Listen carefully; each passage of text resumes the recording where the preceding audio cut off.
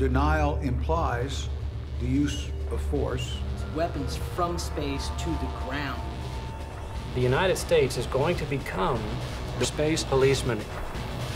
Can the United States Air Force do this mission without weapons? We're going to reel 38 Addison. After that one's open, Thomas, good. We have no open jobs. This until 1727. We are so dominant in space that I pity a country that would come up against us.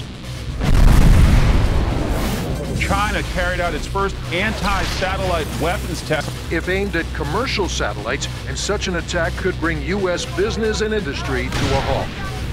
Space is the backbone of our national security. There is no substitute, and there is no alternative to military dominance in space. We have to move on to control space in order to protect commercial interests and investment. Big profits. This is our space tracking surveillance system. Billions of dollars on research. This is a cool business that we are in. We, 5% of the world's population in the United States, are going to deny other countries access to space. I mean, absolutely provocative. Pentagon officials say it's the first step toward eventually putting weapons into space.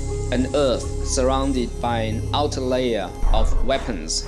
Heavy tungsten metal rods from satellites onto the Earth. Would it really be that big a step if a projectile itself were also launched from space? There's no practical difference. And I'd venture to say that the person on the receiving end wouldn't see the distinction either. That's a reality. And if we don't accept that, well, we're just whistling in the dark. And we're going to be victims of our own technology. Weaponization of space has happened a long time ago.